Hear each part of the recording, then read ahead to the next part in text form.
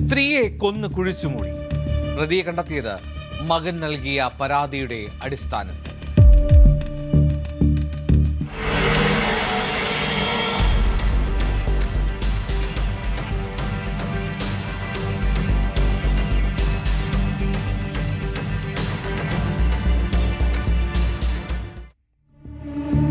കാൺപൂരിലാണ്, അവിടെ തിക്കോംപൂർ എന്ന ഗ്രാമത്തിലാണ് ഈ സംഭവം.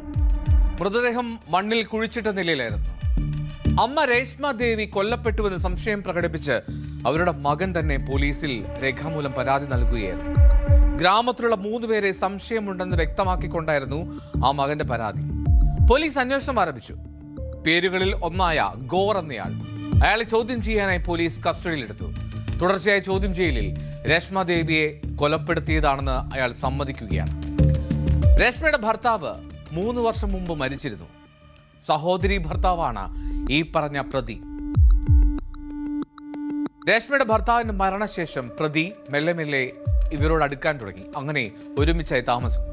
കഴിഞ്ഞ ഏപ്രിലിൽ ഇരുവരും കൃഷിയുടെ ഭാഗമായി ഗോതമ്പ് കൊയ്ത്തിനായി ഇറ്റാവ എന്ന സ്ഥലത്തേക്ക് പോയി.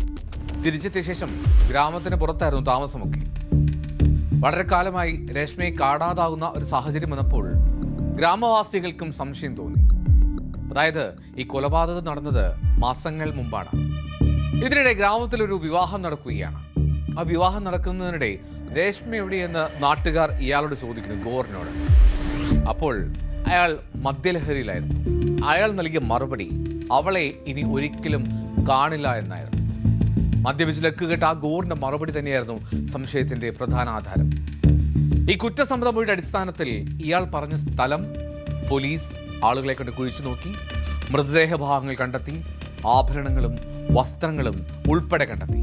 രേഷ്മയുടെ മകൻ ഉൾപ്പെടെ ആ മൃതദേഹ ഭാഗങ്ങൾ തിരിച്ചറിയുകയും ചെയ്തു. എന്നാലും ബന്ധുവായ സഹോദരി ഭർത്താവായ ഒരാളിൽ നിന്നാണ് ഇത്രമാത്രം ക്രൂരമായിട്ടുള്ള ഒരു കൊലപാതകം ആ സ്ത്രീക്ക്, രേഷ്മയ്ക്ക് നേരിടേണ്ടി വന്നത്.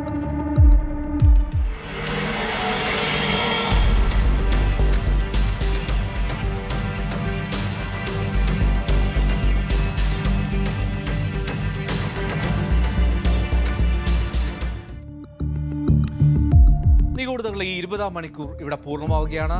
വീണ്ടും 20th അവർ നാളെ 20-ാം മണിക്കൂർ. നമസ്കാരം.